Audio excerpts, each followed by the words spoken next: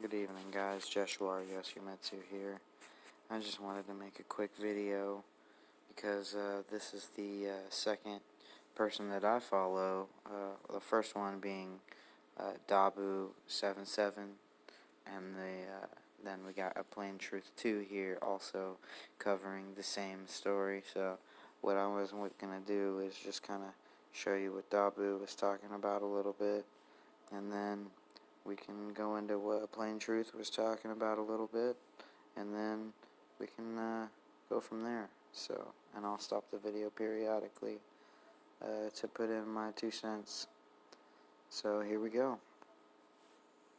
We have the government warning of historic widespread flooding that's going to last through May, and they're saying that food prices are going to skyrocket because thousands of farms are destroyed.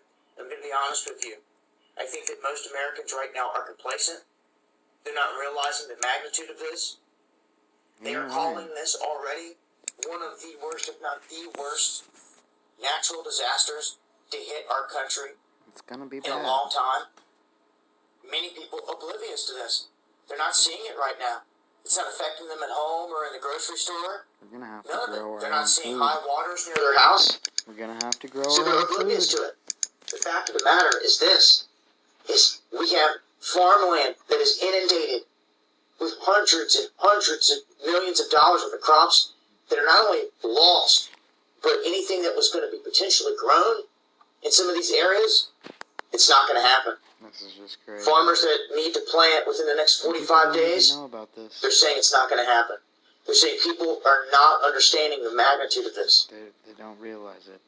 They're saying that this 2019 grow season is going to dwarf what happened in 2011. And it took a long time for farmers to recover after 2011 when there was severe flooding.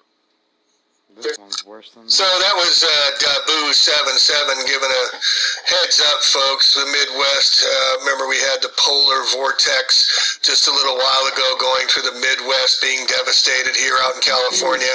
We've got fires, we got floods, and now we're going to have the arc event. They're warning us this arc event is coming. Devastating arc storm envisioned for California by U.S. Geological Surveys. The big one, the big one, the big one. Don't you feel like everything's kind of coming to a head here, folks? So getting prepped and prepared now. Those of you who've been planning for a long time, maybe time to top it off. Check your batteries. Make sure you got your food supplies. Grow some food this growing season. Whatever you can get out and do. Right. Share with your neighbors. Find a farmer to support. But go local, whatever you can. Get a 40-gallon pickle barrel. Fill it with water, and just be able to shelter in place. Be able to get out if you can. Have a bicycle with extra bike patches in case you got to drive somewhere. Keep your car drive full because they're telling us, folks. This is back in to give you an idea what they're telling us is going to happen. This is from 2009. The arc storm. They were already predicting it back then. USGS multi-hazards demonstration project. It's called the arc storm to address the massive U.S. West Coast storms analogous to those devastated California in 1861 to 1862, which growing up here in California all my life I'd never heard about until I started investigating to find out that in that year, November, December, they had 24 straight days of rain, and Sacramento was inundated so high, the state capital at the time, the new state capital, that Leland Stanford, the governor, had to resign. Brushing only reaches 25% of your mouth. Listerine cleans virtually 100%, helping to prevent gum disease and bad breath. Never settle for 25%. Always go for 100. Oh my god, Bring out the bold. Please stop. Let's go across the country now to California. ABC's Matt Gutman is tracking some wild weather out there. Matt? Oh yeah. Hey Stephanie, we are talking about record rain and almost in biblical proportions. Obviously that has created flash flooding and regular flooding all across California. And you know, we came here early this morning and we were just down the way. We couldn't actually see what had happened here, but we saw that the flash flood had gouged out 10 feet over there of sediment. Here it's about 15 feet. I'm going to cross over, hopefully not fall. And I just want to...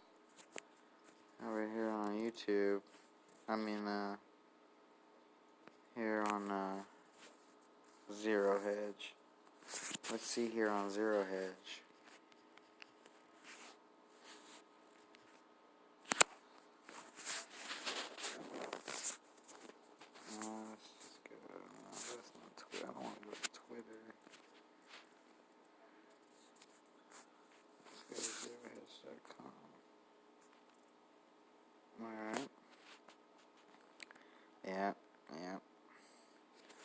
Trump exonerated. That's just a whole nother story right there. I don't even know what to think about that, huh? Oh, the Deer Park fire. Oh, yeah.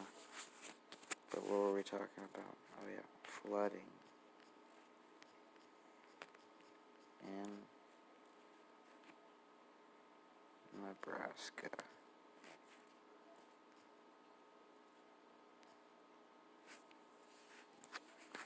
(2019).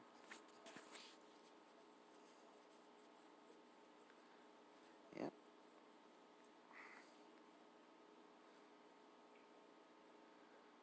See.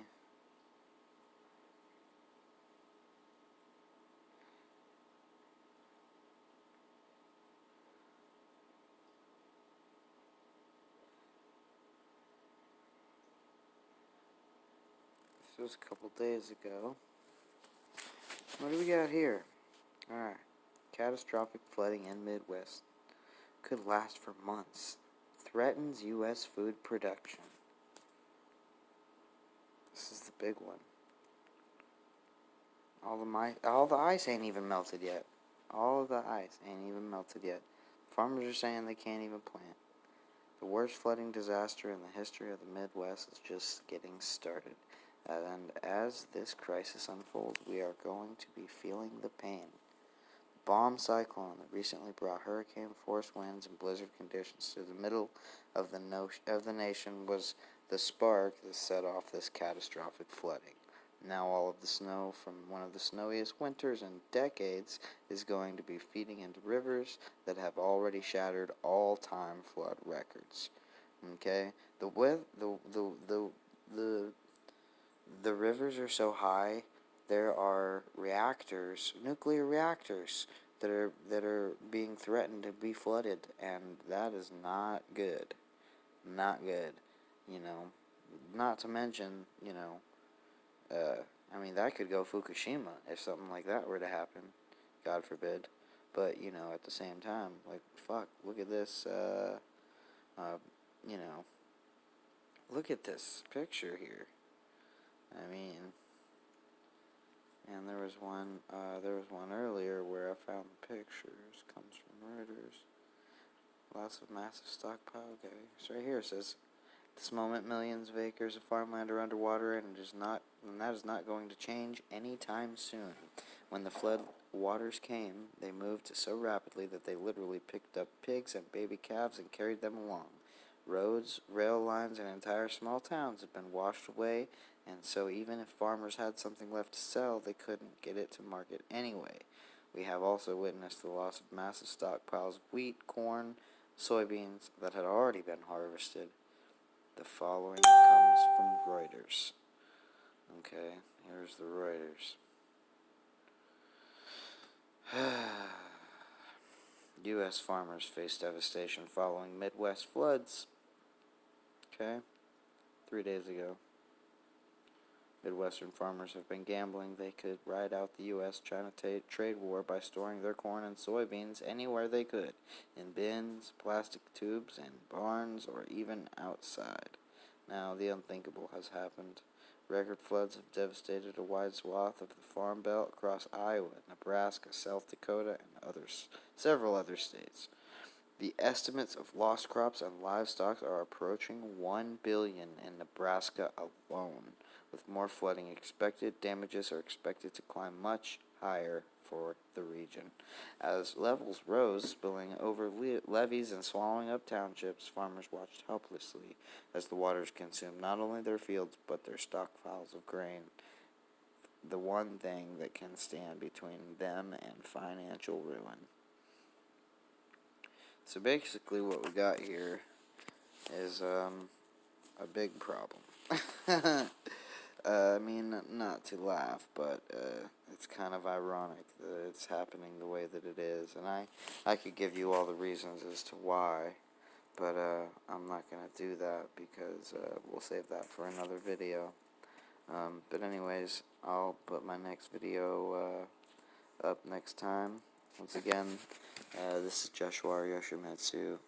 Please like, share, and subscribe to my channel, make sure that you ring the bell notification so that you can be alerted anytime that I make a quick little vid or a long vid or a live vid. Would really appreciate it. Everybody stay prepared. As John the Prepared Mind channel says, the Prepared Mind says, chance favors the prepared mind. Are you? I love that saying. That's a great saying. I'll find my own saying, but for now, shout out to John at the Prepared Mind. This is Joshua, and I'm out of here. You guys have a blessed evening.